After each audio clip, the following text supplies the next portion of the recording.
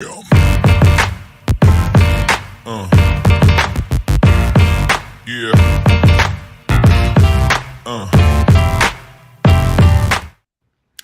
there, boxing fans around the world. Thank you for joining us once again here on Talkin Fight from the episode of the Friday Night Panel.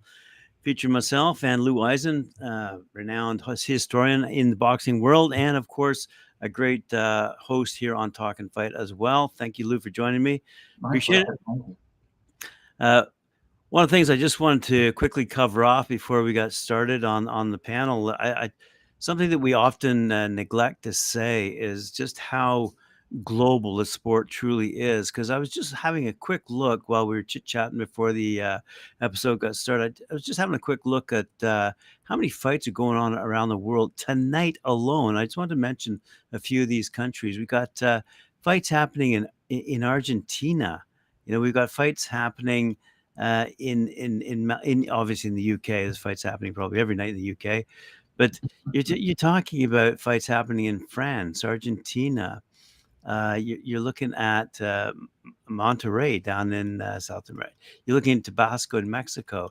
You're looking at all these places around the world that knocks my socks off, because we rarely ever, in Spain, Bangkok, obviously in America, there's fights going on. And this is just tonight I'm talking about, and it kind of knocked my socks off, because we rarely ever get to speak about the global nature of the sport. We tend to speak specifically about events and or name fighters, but we rarely get to see Australia. There are fights happening tonight. There are fights happening in wow, look at this, over in Brazil. Like I'm and of course Canada. I didn't realize we had fights in Canada. Yeah, but Josh Wagner's taking on Williams Herrera tonight, and Mark Smith is taking on Jose Yasso. So that's taking place in Barrie tonight. I think that's what's that fight name? Can't remember the guy's name. Tyler Buxton. Sorry about that. Yeah, Tyler Buxton. Oh yeah, great guy. Yeah. So I just want to point out, just on a Friday night alone, you've got fights around the world, from Australia to Brazil and Argentina to Mexico, up here in Canada, and America, and across Europe. And we rarely say it, but it's truly a global sport. And young people, men and women, are fighting to compete in all different divisions. And we tend to always touch on the, shall we say, the famous or the well-known names, or the well-known divisions, but not so much where these young people are fighting in or around. Because the other day, just for example, Lou, I was mentioning the scene in India, and a lot of comments came back saying, "Wow, we didn't realize that India had such a big boxing scene." Well, 1 billion people, go figure. And just like soccer, all you need is a soccer ball. But just in boxing, all you need is a pair of gloves, and away you go. And sometimes not even. Yeah, I mean, just true. The heart and the courage. And not only do we rarely mention it, Graham, but I think it's great that you mentioned. I love you for mentioning it, but it has to be mentioned all the time, because it is a global sport. It's been a global sport since I guess John L. Sullivan in the 1880s, but even before that. And the other thing is, all the places you mentioned tonight are packed with people. They are packed, jam-packed with fans watching these fighters, cheering them on. They have a vested interest in it. A lot of them are local fighters, and the media doesn't report this. So when you call TV or radio stations or newspapers, they'll say, "Well, boxing's dead," and I always say to them, you don't have to believe people like you or me in boxing. Believe math. Math never lies. And the math shows that when boxing goes in a certain area, whether it's India, whether it's South America, Brazil, Argentina, England, France, Sweden, Thailand, China, Japan, which has a long history, it always trends upwards. It always does well and better with each show in each city. MMA does well the first time into a market, and then it trends downwards. Right. And they don't believe it. And I say, you don't have to believe it. Who cares what you believe? Look at the math. The math is there. It's packed. Tyler Buxton shows are packed. England is the birthplace of the sport. It's packed. You and I have both seen photos of British soldiers in boxing matches in India from the 1880s. I mean, that's almost 150 years ago. Yeah. So, other than soccer or golf or billiards, what other sport can say trace its history back to 1700? It's And incredible. Yeah, it it's is incredible. incredible. Let me just interject on a personal note. I had some family who went over to the Philippines, and when they came back, they said they were shocked. They would go into shopping malls, and there would be a boxing match in the middle of a shopping mall, and Wow. surrounded by thousands of cheering people in a shopping mall. Yeah, they're Like that, crazy that's how over it. popular it is in the Philippines as a sport. But that goes back to the early 1900s with Pancho Villa, who was the world flyweight champion. And even before him, they had other great fighters in the late 1890s, 1900. But by the time Pancho Villa caught on, I guess flyweight in the early 1900s, I'm guessing of 1915, 1920, because he only lived to be 23 or 24. He died from pyorrhea. He got blood poisoning from gum disease.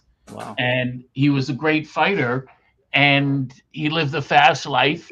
He fought Jimmy McLaren, but then you had Flash Lordy in the 40s and 50s, and he beat something like 20 Hall of Famers, and not split decision. He destroyed them. And then, of course, Manny Pacquiao becomes a global phenomenon. So you're right. In the Philippines, boxing goes back, if we look at the history of it, goes back over 130 years. Yeah. And so France, it was originally karate was the big thing. George Carpentier was the one who really popularized it, the light heavyweight world champion. But it still went back to the early 1900s, late 1890s in France. So boxing can trace its history in all these places you mentioned to the 1800s, and in Canada, across Canada, from 1860 on, boxing was very popular. Wow. Hey, Tim. Hey, Tim. Hey, champ. Hey. Oh, I thought that for a minute. I thought that was a baseball glove for a minute. Over here, I'm like, look at that. You, That's you- Larry Holmes' chin, is what that is. Got the little. the Larry Holmes chin. Just been trying to stay in shape. That's all. Is that the Tim Witherspoon endorsed glove on the Talkin fight show? Is that what that is? The love. I was throwing punches, right? Sorry, did you say love? Who you loving tonight? I'm loving this glove. So, Tim, every fighter I've spoken to, they say that boxing is the loneliest sport because you're out there running those miles and training in the gym, and you're basically on your own, except for your team, your trainer and sparring partners. But when you're out there running early in the morning when other people are sleeping, that's what makes it extremely lonely, I suppose. Are you saying that boxers are lonely? Well, they say that boxing is the loneliest sport when I've spoken to different boxers because you're out there at 4 or 5 in the morning and you're up and you're running 10 miles. Well, what motivated me was the team. I mean, I could do it by myself, but it's kind of hard. But Right. I'm used to playing American football, soccer, baseball, a team thing. And so I'm more adapted to like a lot of people around pushing me and helping me, and me helping them once I win. So some guys do it lonely. They run and think. I don't know. I never did that, but I get more energy when people are with me and engaging and helping me and saying things to me. And they're a part of it too. They're a part of Right. the fun and whatever we benefit from the team thing. So, but there is guys that are like that. When I was boxing, they want to run by themselves, and I don't know. I don't know. I Let don't me know what ask that you. is. I have a question to ask you, Tim. Angela Dundee had a rule: only one guy talks in the corner. I can't. Every weekend when I watch fights, a guy sits in the corner after the round ends, and there's 3 guys yelling at him. And Angela said a fighter can't take in 3 voices, let alone one voice. One guy speaking calmly and not giving him hell. Does it But drive that's you how you nuts? can tell inexperienced or experienced guys. They usually say who's going to say what at what time before you get in that before you go to the corner. I didn't mean to cut you off, No but problem. usually everybody know their game. Once the head guy give all his stuff in, whoever the second guy, he throw in this little bit of motivation. The cut man already jump in there and check you out if he's bruised, but the head guy gets the lead way and speaking and motivating. No, but that second is the one that's kind of like more motivating because your second is like your brother, somebody you trust, Right. somebody he'll stab somebody for you or shoot somebody for you. And you got most of the time you have him with you all the time. So his word is good too. So that's powerful when you take turns telling the boxers what to do and everything's organized. When that bell rings for them to go out for that round, he's ready. But if there's one guy this way, the boxer probably like, well, he's doing this, he's doing that. I'm trying to get my breathing right. I'm trying to drink the water real quick. You got to get their breathing together before if you see a guy in the corner just giving the guy water as soon as you sit down, I'm kind of skeptical about that. What I do is I take my hand, I put it down because my trainer did it, pull the like the cup, pull the cup, start the breathing. Don't give him no water. You got 30 seconds. For that bell to ring. It's 30 seconds, right?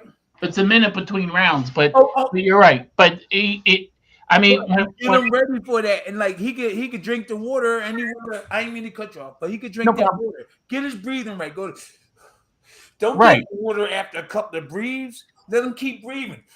Right, and Angelo. When you see him relax, that's when you give him the water. But you see everybody wanting to give the guy water first. He choking a little bit, and then he struggling to breathe. Get his breathing together first. Don't look pretty in front of the cameras because you got that thing. Wait until his breathing's right and give him the water. Yeah, Angelo would pull the trunks and the cup out. He would say, "Give me 3 deep breaths. Give me 1 more deep breath." And then he would say, because Angelo was the rare guy. Now you have a bunch of guys. Angelo could do the cuts and do the water and be the strategist. So Angelo would say, "Okay, have some water." Then he could put his hands on Ray's face and he'd say, "Listen to me." When he fought Hagler, this guy's a sucker for a feint. He's trying to sucker you into a brawl because he called Ray a fag and all these things to get under his skin. And Angelo said, "You're not here to fight him. You're here to defeat him. And you defeat him by boxing him. You don't want to fight his fight. You don't fight head on with Hagler. You have to keep circling and keep turning him. Get in, let your hands go, get the hell out as quick as possible." And he was the only one talking. Like when Bundini wanted to say something with Muhammad, Angelo would just say, "I'm the chief second. You keep your mouth shut." And Bundini was Muhammad's cheerleader. He just knew nothing about boxing. Yeah, he was motivated. But let me tell you that, and I hate to say it, Angelo Dundee was born only 5 minutes from where I was born and raised in South Philly, walking distance. I did hear Muhammad Ali hollering. I'm talking good and the bad, like really hollering at him. And I didn't understand that. Before I got in the boxing game, I thought Angelo was a top, really good trainer, and he's a really nice person. But somebody told me he never fought, but he was a good motivator. Ali used to like say stuff against him because he didn't really know boxing. And I'm just telling the truth. I'm a young man going into Ali's camp. Oh man, I'm a part of this stuff. All I had to do is work hard, and I'm with these guys, and I'm listening to the stories. They don't know I'm sitting there, me and other guy, Aaron Snowell. We sitting there watching them. Yeah, but Aaron, you know what? I mean, Aaron like Panama Lewis, who was a criminal, who was who helped kill Billy Collins, Louis Resto. Angelo learned in the 40s from Charlie Goldman and Ray Arcel and other great trainers, and from his brother, Chris Dundee. So Angelo knew, but when I spoken to quite a few writers, Jerry Eisenberg, who I'm sure you know, Tim, and other people, they said they're at training camps, right? Muhammad would look at Angelo and say, "Shut up." And I know that was bad. I didn't believe that. I was like, because Angelo and me were nice. I love Angelo. He was cool. But Angelo also said, with a guy like Muhammad, each fighter's a different person. So you can't tell Muhammad, do this, and do that. He said, what I would say to him is, "I love the way you're pumping that jab and then throwing the right hand over top." And then he would do it.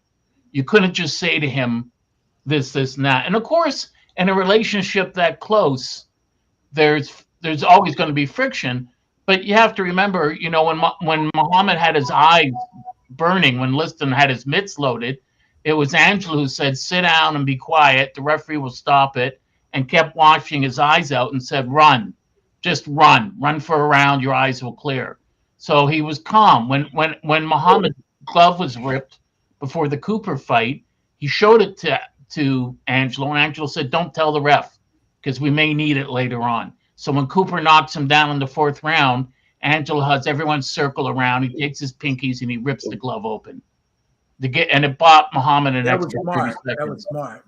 Yeah, so and there's always fights. I mean, Frazier fought with Yank Durham, and Ray Arcel, who was brilliant, had fights with his different fighters. Ray Arcel told me when he had the welterweight champion Ted Kid Lewis, he would say to him, "Ted, I'm sorry, but not only are you married, but the fact that you're sleeping with a different girl every single night in training camp, I don't think you're going to win this fight." You know, he had to go to Gangsters, Ray Arcel, and say, "Can you help me here? Can you get rid of these girls and make sure none of your hookers go with him so he can actually concentrate on training?" And it worked, but it was quite common. So I understand what you're saying. I mean, Angelo was well respected and loved, and I would sit there. He knew his fighting and a great trainer, but he said to me, Tim, and you probably agree with this, he said the only real experts in boxing are the fighters themselves. He said you could sit there with a fighter like yourself. No, I don't agree with that. Okay. I didn't know nothing until Slim Robinson came and taught me everything. If we're on the same, I didn't know nothing. But now I wouldn't have made it that far if my trainer wasn't intelligent and knew what to do. I wouldn't. I'm serious. I have to give him that credit. I'm like, I wasn't tough. I was an athlete. I wasn't a guy come off like in the street. I'm a bare knuckle. No, I don't want none of the bare knuckle. But this is organized with the gloves on and everything. Bing, bing. I could do that. They got some real mean guys in the street, but I learned. I'm an athlete. That's where that comes in. I'm an athlete and everything. And I witnessed Ali and Angelo, their close relationship. Drew Bundini, all them. I had the privilege to be right there. I seen him holler. I seen him. Ali hollered, and he backed off. He barely hollered at Budini. He barely hollered at him, but he did holler at Dundee a couple of times. And I didn't understand it because I was young at that time. I was young, but then later on I found out. And that was it. Sharia, he's an African guy. He was there. He respected him. Oh, Sharia, yeah, the guy from Cuba, the trainer, yeah. The thing, he was in the masseuse. I know with Bundini. Yeah, he was masseuse, but he was trying to portray like he was a trainer too. He was in Cuba, but with Bundini was like one of my sisters, super sensitive. He was a player. Bundini was a player. Yeah.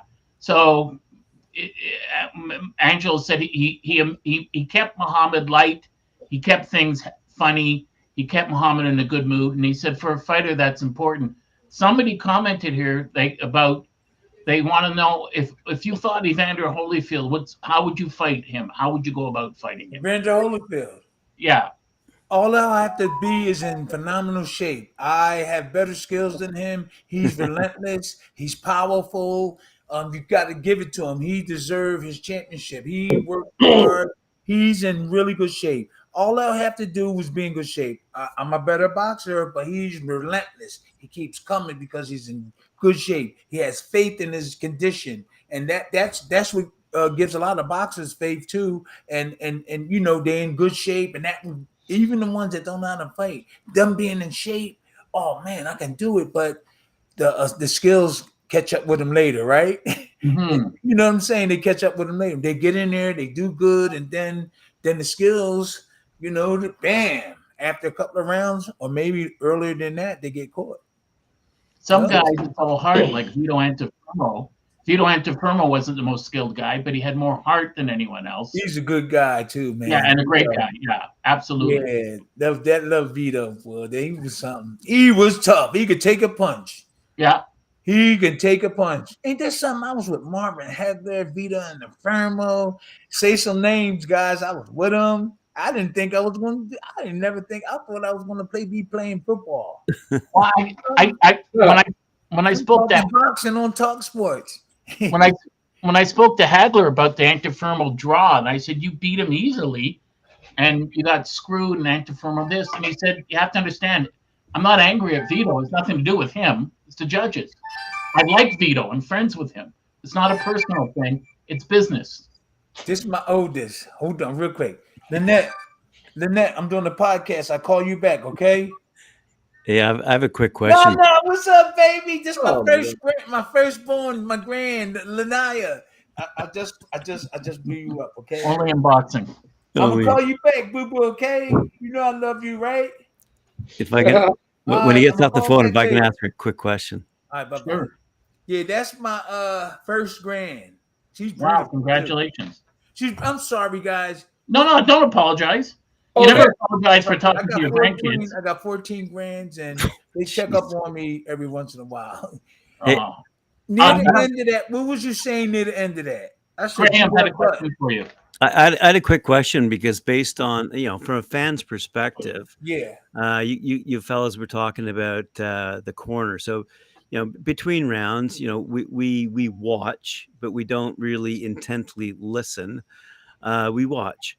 And I'm kind of curious now, as a fan, what happens on a round by round basis. So in the early rounds, you've probably got motivational speaking as opposed to therapists speaking to you, if you know what I mean. Whereas in the later rounds, you might have the reverse, whereas the motivational's gone by the wayside. Now you're in survival mode. So I'm just kind of curious whether the men you have in the corner with you, or women these days, whether their roles change as the rounds progress.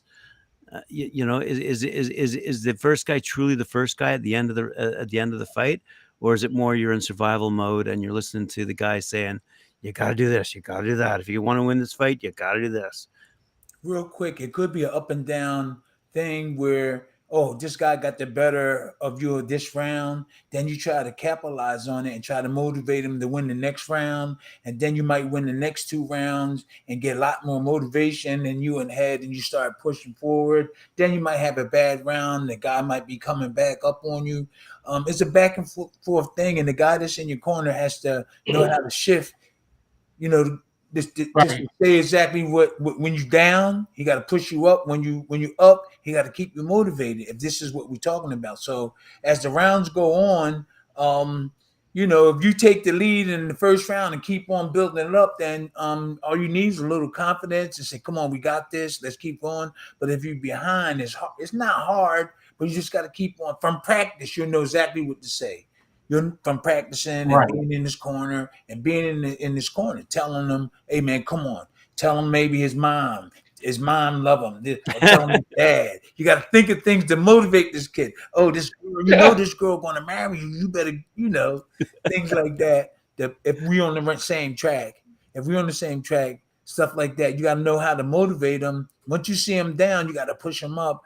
But if he's not down, you still got to motivate him to keep it there or more, Tim, I have a story for you. When Willie Pastrano, the light heavyweight champ, another one of Angelo's fighters, he's fighting in England against Terry Downs. And I heard them names. I know them. Terry Downs. I was with him, I think.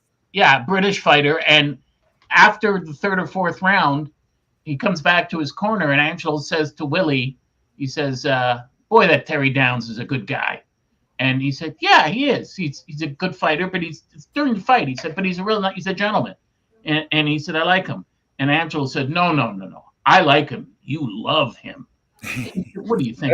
You think I'm gay or something? And he said, No. You must love him, Willie, because you're giving him your championship, your house, your wife, your future earnings. And Willie starts swearing at Angelo. He goes, "Don't get angry at me. Get angry at him.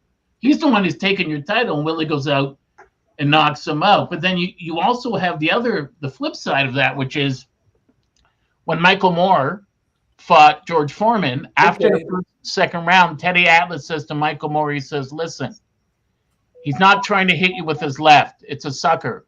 He wants to move you over to your left so you get right in front of his right hand. He's trying to move you over. Don't go for it. And Michael said, no, it doesn't matter. I'm going to knock him out. And Atlas grabs his face, Michael Moore's face, and Michael Moore always had a confidence problem, but he said, "You're not listening. I'm begging you to listen. There's no tomorrow. Don't move to your left." That's what he wants you to do. Jab him, whack him, get out. He goes, "I'm going to knock him out." And Teddy Atlas said, "You're not going to knock George Foreman out. A tank is not going to knock him out. You're going to beat him on point, hit him, and run." And Moore wouldn't do it. And Foreman said after the fight, "That's what I intended to do. I didn't care if I landed my left." He kept moving over just a bit until he was right in line with my right hand. And then that was it. And Michael Nunn fought James Toney, and Angelo said to Michael Nunn, "He's sucking you into a left hook. Every time he takes a step back, you follow, he tags you with the left. Don't take the step forward when he does it." And Nunn never listened and got knocked out in the 11th round because of it. Okay. So trainers can see that, but sometimes I asked Buddy McGirt this, and he said, "Listen, sometimes guys just don't listen. What are you going to do? You can't jump in the ring and fight it for them. You know, they think I'm in the ring and I have a better feel for this." That's what practice is for, though. Practice is for, and they have to have confidence in you. If Buddy said that, then the boxer probably his confidence level was a little low. If you know what I'm saying, because if you believe in the trainer, you'll listen to him. You'll listen to him. You won't have that conflict. So maybe Buddy McGirt got a good name. He achieved a lot of stuff. Maybe there's some doubts in certain things that he do, or else he shouldn't get that feedback. I'm talking about the boxer shouldn't say stuff like that or react like that towards him. Let's ask a couple of questions of Tim before we jump into this weekend's bouts, especially the ones that are happening tomorrow night. One of our good fans, Dari Pennant, has asked whether Tim Witherspoon would actually have fought Lennox Lewis back in the day, and if so, how do you think it would have gone, Tim?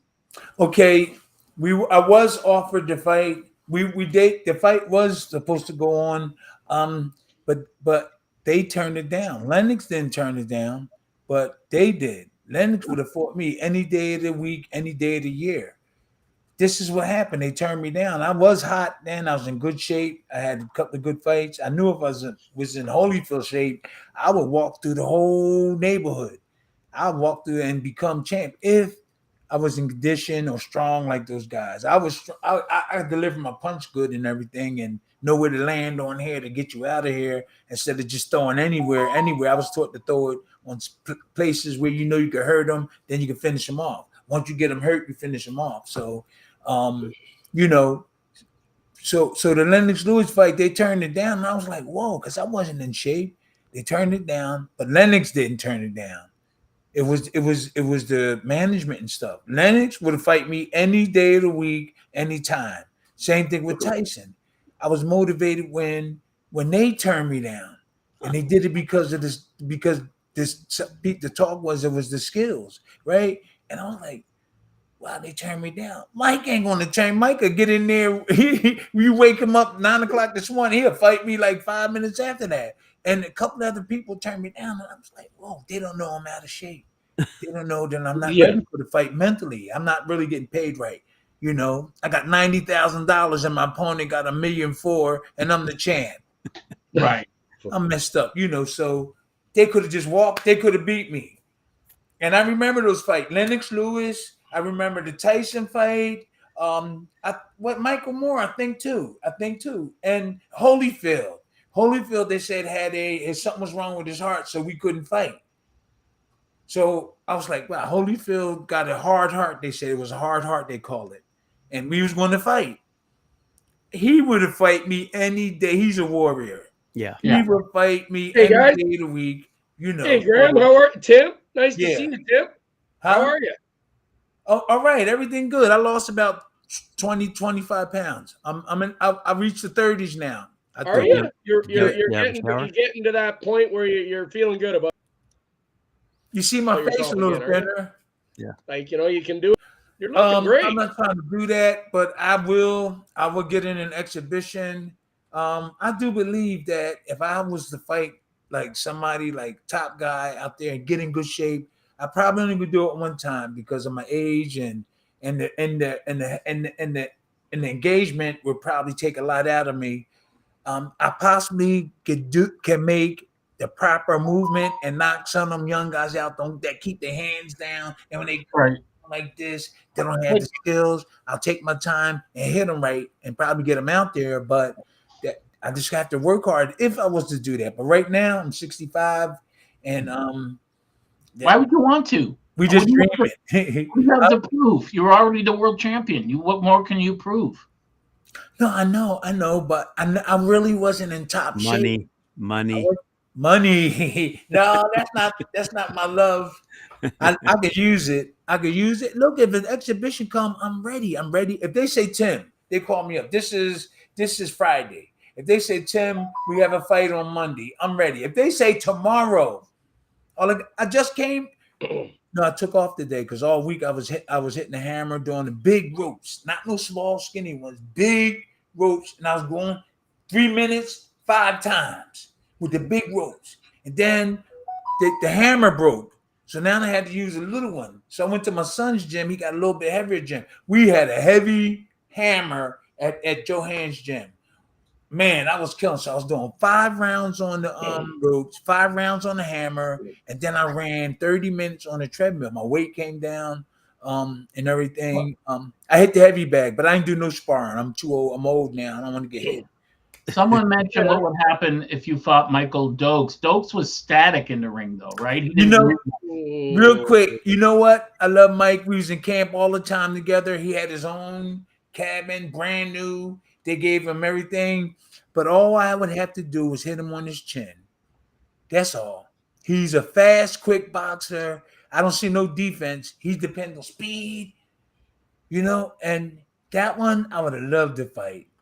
I would have loved to fight him. Hey, Tim. Yeah. Tim, I want to say thanks a lot for having me out here at talkinfight.com with you every Friday. I'm really enjoying myself. And Lou, yeah, thank you so much. You're like the professor or something. I call you now. You're so awesome. I really love having you here. You're like a plethora of information, and you're one of the best ever. And I want to thank you for coming out all the time. My pleasure. Thank you. And of course, Grumpy Graham, of course, the big guy. But anyway, I've been watching a couple of fights this week. Older ones, right? And this is basically directed towards Lou and yourself, Tim.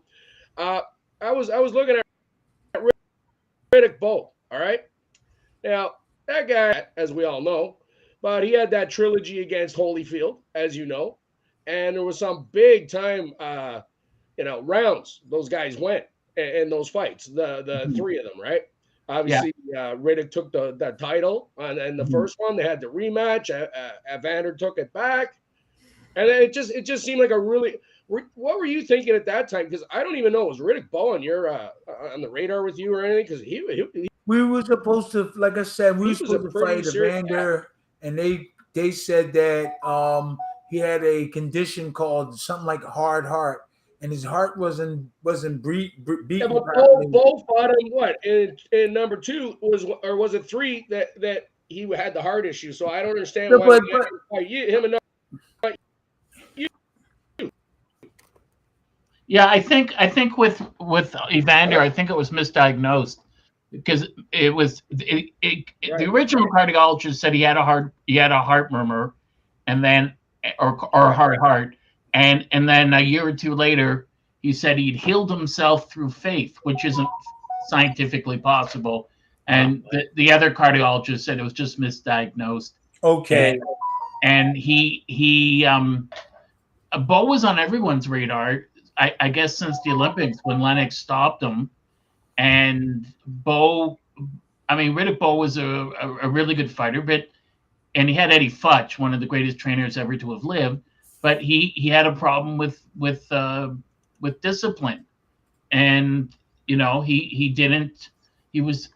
had for a fighter to win, you have to be disciplined and focused and staying in shape and concentrating and there were a lot of things going on in his life. Also, he was having marital problems, and that just doesn't help anyone, especially a professional athlete, especially a boxer. So Bowe was supposed to fight Lennox, and that never happened. I think more because Bo didn't like the WBC, which I don't blame him. But uh, yeah, the fights of Holyfield, all three were great. Uh, they became good friends. It's funny, Holyfield kept saying to Bo, "You're a dirty fighter," but actually, it's Holyfield who used his head a lot and his elbows and his shoulders on Yeah, everyone. that's what I heard. That's what I heard. So when you watch him fight Bo was Tyson, always leaning on you because of his size. He'd lean on you, hey, Tim, and yeah, just kind of give Who you you that. talking about, Evander? But no, Evander had him Riddick. that pretty good. Evander was skinny. Evander was light. He just was powerful. That's all. Yeah, Riddick would lean on a guy, but you're supposed Reddick to. would lean on you. Yeah. Yeah, he's 6'5", 250. I That's mean, right. Lennox was 6'5", 260. So they're deliberately leaning on you to wear you down. But Holyfield, when he fought, I don't think Tyson should have bit him, but Tyson had a good point. He said, "I'm being headbutted by this guy. The guy's headbutting me. He's elbowing me. He's stomping on my feet. He's hitting me with his forearms, and you're not doing anything." And the referee's just like, continue fighting. There was no warning. There was no. And Mills Lane was a great ref, but I mean, that's Holyfield was great. If you ever see an interview with Ray Arcel or Angelo Dundee or any of the old trainers, they showed you how you could get away with all those fouls.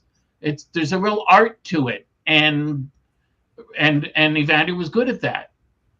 So those were three great fights between two great guys, and the only one, I think it was the second or third fight, was marred by the Fan Man, who came in from the skies. The second one, the guy landed in the ring in the fan, and then they had the big brawl in the crowd and all that jazz, and it was like, Yeah, they beat him man, up. like a 20 or 30-minute delay and all But that. you jazz. shouldn't have to elbow. But that was good for Evander. He actually got better after that crazy incident because he got some strength or something. Because he wasn't doing so good up to that point. I'm saying you shouldn't have to elbow and sneak in dirty punches if you're Right. a true champion, stuff like that. Or I don't know. I never was taught to do dirty stuff. I was taught to do just regular boxing stuff. I was never taught to do anything dirty, to put your elbow here or that or something like that. And it's kind of crazy for somebody to teach him that. He was headbutting. Maybe he learned to do that on his own. It worked. Maybe he did it, and maybe. But I know he does headbutt. My brother Anthony was his sparring partner. A couple of my sparring partners was over there with Vander Holyfield, and I used to hear a lot of stuff what they do down there, the way they train and stuff like that. But the bottom line, he did fight a little dirty with his head, and I heard a lot of complaints. And when even the sparring partners was saying that he get kind of dirty. But if you finesse good and you won't need that. You won't need that to rough somebody by give them an elbow. That's one of those guys that really ain't got no skills, but they'll come at you. They want to elbow you or headbutt you. I don't need to do that. I'll use my skills and make it look pretty. So on that level, let me just interrupt for a brief moment here. John Fury, Tyson Fury's father, came out this week and because of the shenanigans going on, quite frankly, in the heavyweight division, had a few comments to make about Deontay Wilder. And one of the things he said, which is something that I've been saying for a while, is that after that last Tyson Fury fight, I thought that Deontay Wilder had been concussed in that and was really susceptible to a serious brain injury if he fought again. To which Deontay Wilder said no, he's ready to come back in the ring, and obviously he's going to. But the point of the matter is John Fury came out just this week and said no, Tyson Fury actually cracked his skull, and now whether that was confirmed by the medical people over in wherever that third fight was fought, I can't remember. But the point of the matter is I've said this for a long time, that Deontay Wilder is seriously at risk if he enters the ring again. And I was really surprised to see John Fury come out this week and say, yeah, absolutely, his skull was cracked. Is proof? Is proof? Yeah, I agree with that 100%. And I want to tell you why. I'll make it quick. This week on my Substack, I posted on Once Upon a Time in the Prize Ring. I posted an article on Jeanette Zacarias Zapata, the Mexican girl who was 18, who died in the boxing ring in Montreal a couple of years ago, and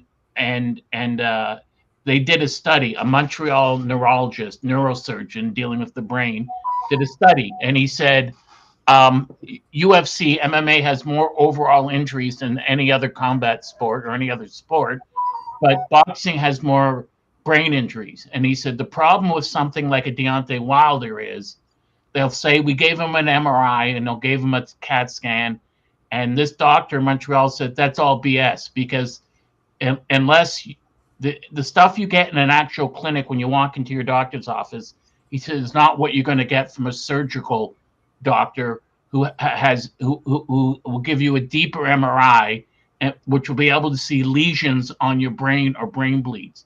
He said you have to see a neurosurgeon in a person-to-person visit so he can assess neurologically how much your brain has been hurt. And he said the proof is this. He said in the last 40 years in professional boxing, out of every 4 boxers that have been knocked out and been cleared 8 months to 12 months, a year later to fight, he said he looked at all their CAT scans and their MRIs, and he said at least 25 to 45% still had a concussion, even though the clinical neurosurgeon said they're fine. And he said, I'm a surgical neurosurgeon. They're not fine. They still have a concussion. And he said, Bob, the problem with something like Deontay Wilder and what Deontay Wilder's team is saying is that they're basing it on data that's 40 to 50 years old and outdated. Recent data shows that a boxer like Deontay can get knocked out like that and receive permanent brain damage and shouldn't be fighting again. And people that say otherwise, they're wrong. And I agree with you, Graham, and I agree with John Fury. He received a lot of damage in that fight. I don't think he should be fighting again. No. Wow. Hey, and you know what? The percentage of him really getting hit is in the percentage of him not getting hit would have been lower is he would have had somebody to teach him defense. Now we can go all the way back to the beginning of where all this stuff starts, where you're learning how to fight and everything. And I emphasize on that because I mean I got a good defense and I kept my hands up and everything, but he wouldn't have got hit with those shots if he would have had the right person in his corner. And I'm sorry to keep saying it on different shows. If he learned how to do like this, block and stuff like that and slip, he don't know how to do. He just do like this, come in like that, and that's how. Yeah, you're right. You're right. He wouldn't be in this situation. Right. Lennox tried to train him, but he gave up after a while. Lennox, I don't want to talk about it, but he's not a good defensive trainer because he's big, he's strong. If you look at his movement, and I'm not trying to be a hater, but Lennox was big and strong, and he hit you and he hurt you. But in terms of defense, you don't see him putting up defense. You don't see him doing this. You just see him maybe like this. But there's other things you do with defense so you can counter also. So I'm not down on him.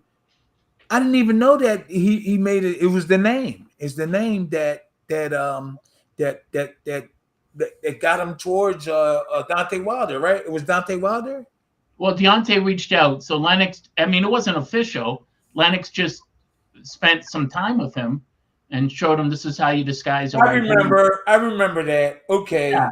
There's some videos of it, but he didn't spend a lot of time with them. Deontay had his own people, but people just won't. One thing about boxing that most people, fans, as Ali said, are bloodthirsty, won't accept that a fight or a career can end with one punch. And the fan will say, wait a minute, I paid hundreds of dollars. How can this be the title fight and it's over in a round? Well, what do you want us to do? The guy's unconscious. But it happens. And the brain isn't meant to take that. But what Tim said, and this is what the neurologist just said, exactly what you said, Tim. He said fighters that are properly balanced can diffuse the power of a punch to their head through their legs. And if they're defensive minded enough and they're skilled like you and can slip in that, they can last longer in their boxing careers. And keep their hands up. Right. But most boxers don't. So a couple of weeks ago. Nowadays. Right. Adam Konaski, this lost 4 in a row and retired. He was fighting a guy and he kept taking punches in the head. Yep. Sugar Hill, who was with Emmanuel Stewart, who I really Yes, like. hell. He's a great guy, and He's he a said, great guy, but he's not. He's never fought. It's a shame. right. But a lot of the trainers never fought, except for Charlie Goldman. And what happens is a guy like Sugar Hill said to him after the first round, Adam, you can't stand there and take punches like that. You can't stand in front of him. And he did. And he got his head taken off. Listen, you have to direct the boxer a different way than that. Instead of just, you got to tell him what he has to do. You have to put your hand here. You have to keep your defense tight. You actually tell him stuff. Sugar Hill didn't know. He just gave him some kind of hope and words. He didn't actually tell him to keep his hands here or keep his hand there or counter over stuff. And there's a lot of trainers in the corners. They know how to motivate you with certain language and words, but not directly telling you what to do. Put your hand here, cross, catch it, and cross over. You don't see a lot of that in the corner. Yeah, keep your hands. Right. You know his hand is low. Give him a fake and turn that there left hook on him. But when you do that, make sure you come right back to defense. See, That's what trainers saying that. Well, what fascinates me more than any other person in the sport is Jack Blackburn. He trained Joe Louis. He created the perfect boxing machine. Joe Louis had perfect balance. He had great defense. But Blackburn was one of the best lightweights, if not the best lightweight on earth in the early 1900s. But because of the color of his skin, he couldn't get a fight with the world champion. So he trained Jersey Joe Walcott for a short time. He gets Joe Louis.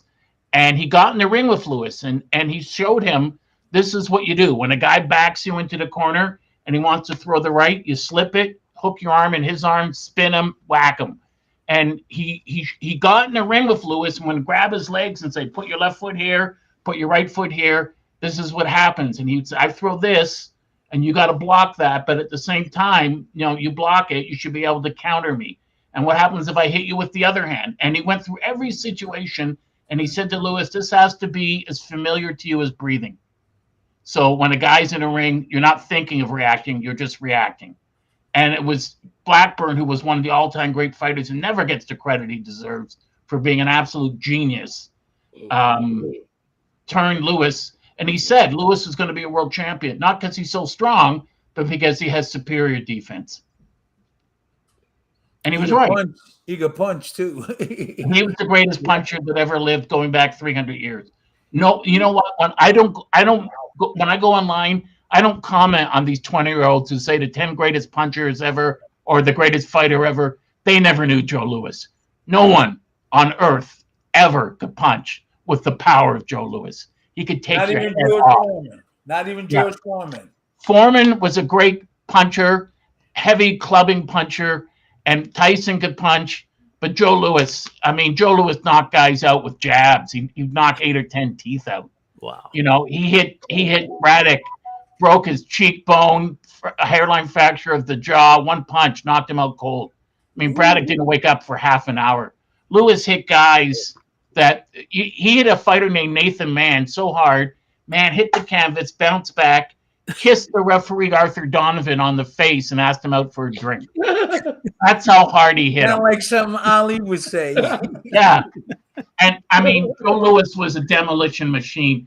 Guys, Angelo told me guys would literally crap their pants and have to be cleaned up. That's how terrified they were of Joe Louis. Let's quickly towards the end of the show have a quick little discussion about the welterweights because we've got Boots Ennis competing this weekend. We got Ortiz competing this weekend. And that, of course, leads up to the Spence Crawford fight now, whether they stay in the same division or not. But anyway, I just wanted to have your thoughts on, maybe Neil, you haven't said so much. Do you have any thoughts on this weekend's welterweight bouts that are going on? Yeah, thanks a lot, Graham. Yeah, absolutely. The bouts this weekend are fantastic. We're all looking forward to it. I hope I'm looking forward to it. That's for sure. I really like the way Virgil Ortiz has come around since a few years ago. I talked to him on my show, about him and stuff, and I was looking at him, one of my prospects coming up. Him and Teofimo were if you look at my stuff years ago, I thought these guys had a good shot, to get in position to become world champions. And Ortiz is not disappointed all the way up the ladder. He's what, Graham, 19-0, 19 knockouts. He's undefeated. Yeah. He's actually fighting guys that are, they're not just average guys. No, And he's I think the performing guy. admirably. I think So the guy he's fighting is undefeated as well. Staniosis. that's correct. Yeah, he's undefeated as well. So I mean, he's not ducking guys, like he's not running and ducking or anything. He actually wants to get in there and actually, show him what he's got, which is what I'm looking forward to the fight. Both guys, I hope they have it's going to be a really good fight, Grant, in my opinion. They both have knockout power. They both have excellent footwork, speed, this, that, so it should be pretty good. I'm really looking forward to it. And the other one we're going to be watching for sure is Boots Ennis, right? And he's that's what I was going to talk about. I'm going to look forward to seeing that fight. Yeah. Anderson Villa. Roman Villa or something. Roman Villa, right? Yeah, Ennis is a great fighter. He's got everything. He's got great footwork, great hand speed. Yeah. One of his recent fights, he was a bit off, but he's brilliant. So the fact that he wasn't a perfect 10, he was a 9.9. So what? Right. He's still a privilege. It's like Tim in his prime. Still a privilege to watch someone do it, making it an art form. Did you hear what he was saying this week about the Crawford fight? No, what he said. Spence? Did you hear what he was saying, Lou? No. He said it's a 50-50 in his mind. Because as Tim said, neither of them got any defense. And that's what he said. That's what Boots said. He said that. 50-50. That's his opinion.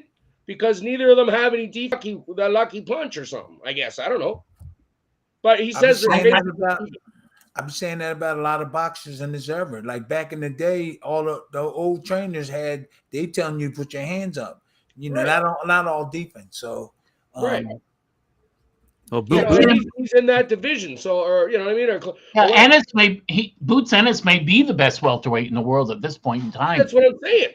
Yeah, 30-0. 30-0. Yeah, and Tim, to what you were saying, you knew and know a lot of trainers over the years turn guys away. They're saying, sorry, you don't have defense, or you can punch, but you just it's not there. I don't want you to get hurt. Well, the only reason why they would turn them away if they don't know how. I never heard too much of that. If they can't teach them, they can't teach. Now I seen Ennis engage with this individual, and I said, well, who's gonna have to tighten his defense up a lot or learn just a little bit more. That's add on. Now he's 100% like sharp and everything and keep his D a certain way. But then I seen this one time, I said, wait a minute, he might need a little tightening up. Don't relax too much. Right? Don't relax too much. Be the same way all the time. If you know what I'm talking about. He relaxed a little bit, and I seen him get caught. And I said, oh, in the future that might be a problem. So, but he was doing everything else good. Everything else good. But then I seen the guy put that pressure on him. I said, oh, I kind of felt a little. I said, oh, you better tighten that one up. I seen it, and he did it a couple of times. He hit Ennis a couple of times and was successful. And I was like, he might have to tighten it up because he might get hit solid.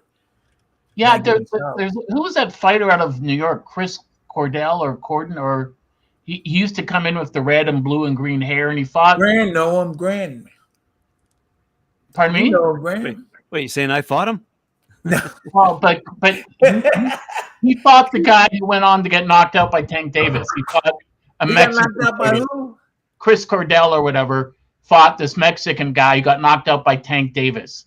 But the Mexican guy was beating up Chris. I can't remember his name. Corden or African American fighter, but different color hair and very flashy. But he had no defense. And Al Bernstein kept saying, unless he can stop this guy's punches with something other than his face, he's not going to win. And he didn't. I mean, he lost by a lot. I think he may have been stopped even because he didn't have any excuses. He said, I lost because I fought terribly. But like you're saying, without defense, a fighter without a defense is like a fatality waiting to happen. Waiting to happen is a good thing to say because they're doing really well. They're doing really good offense, and then when they get to that right one, then the exposure come. But there is boxers that made it without defense, but they paid the price. You can't really understand what they're talking about when when they're walking down the street. You talk to them, and you could tell that it was some damage being done. But they want Yeah. there's guys out there winning the title. They're good offense, but when you Chris talk Colbert. nowadays, I know a couple of them. Colbert, that was his name, Chris Colbert. Tolberg, yeah, okay. Yeah. Mhm. Okay. There are a couple of bonus battles on the Ortiz Stanionis card, by the way. Let me point out that Marlon Esparza and Gabriele Alanis are going to fight for the WBA, WBC, and WBO Women's World Flyweight title. And someone who we've mentioned on Talk and Fight a lot, Floyd Schofield, is going up against Haskell Rhodes in the lightweight division. So those are a couple of, and there are other fighters on that card as well. But I'm just mentioning a couple of names that we've said quite often here on Talk and Fight. So that unto itself is a good card. I'm good to see these promoters putting on cards that mix it up a little bit. Because we've often said that the Spence Crawford undercard is, I'm not going to say light because that's a little cliche, but Weak, maybe weak. That's a big fight. It's a big fight. Oh, it's gonna be Yeah, a great. the That's gonna be a undercard great is- fight. I'm looking forward to it a Yeah. lot. The undercard is lacking. And when I was a kid in the 60s and 70s, the undercard often was better than the main fight. Right. Because Right. and when I go back and I That's look it. at the posters now, I go, all those guys ended up being champions. It was like 6 fights, 12 fighters, and they all became champs. I mean, they were all phenomenal fighters. Yeah. I'd love to see Virgil Ortiz take on Boots Ennis. Yes. That was my next thing, just quick, guys. So if Virgil wins and Ennis wins, then what happens, guys? It depends if either Spencer Crawford stay at weight or move up in weight. Right. That's what happens. And how their fight ends up. I mean, if one guy knocks the other guy out decisively, there doesn't have to be a rematch. But if it's a split decision or a unanimous decision, there'll be a rematch. So they would have to wait. Yeah, right. But either way, first of all, these two cards that are happening tomorrow night in our world anyway are substantial enough. They're like right on. But I do like the undercard on the Ortiz fight. But with respect to Spence Crawford coming up, what's that, July 29th? So it's in a couple of weeks. Personally, my money's on Crawford, but that's going to be a really great fight, and I think is up there in those Titan clashes that we used to see back in the 80s and 90s. This is one for our generation to look up at and say, I remember that fight, and I really do hope that I'm going to say the kids out there, they get their money's worth if they're paying $69 or their dads are paying $69 on pay-per-view or whatever. I think they'll get their money's worth, but I mean, my only question, Graham, is how much did the car accident affect Errol Spence Jr.? I mean, he got really racked up in that. He almost died. So I wonder how much he has left in him. He almost died. He was in a car crash, Errol Spence Jr. Yeah, and he almost died apparently. Like he was really, it was touch and go for a while. He was really injured. And they would have advertised that before, like months before the fight. People probably would have doubted why should they make the fight if I knew I heard about that. Most of the fans probably still know that. They're still behind him, I guess. Yeah. They're still behind him. He said he's fine. He's had a couple of fights since then. He's fine. Yeah. And he's looked good, but he hasn't looked like he did before the fight, before the car crash. Well, they can make an excuse if something happened anyway. At least you got that. No, I'm just saying. Yeah. I'm just saying they probably, the accident probably boom, boom, boom, On the bright side, I remember when Terence Crawford split with Bob Arum just last year. So one of the comments was from Bob Arum's camp was that, Terence didn't do enough to promote a fight.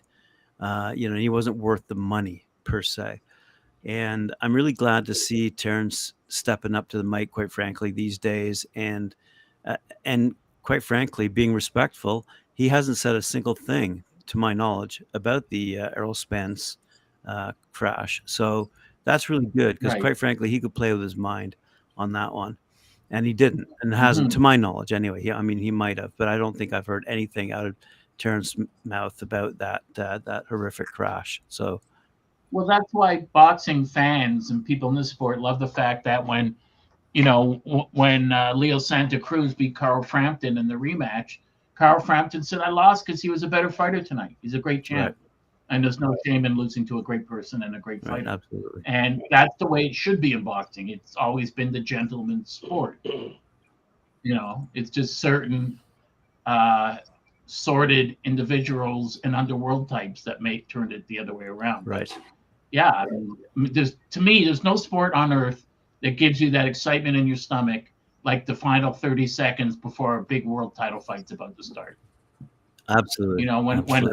When Pacquiao fought Mayweather, and everyone in the bar I was at was just like leaning over, like, it's going to start now. It's actually happening. And the only thing I ask for moments like that from my friends is, don't text me. Because I always get text, and then after, you never text me back. Because I don't want to spend time looking at my phone. I want to watch the fight. Absolutely. Well, we've hit that hour mark, and the fans are screaming for one last comment from Tim here. Lennox Lewis versus Larry Holmes, prime for prime. Who wins that fantasy matchup?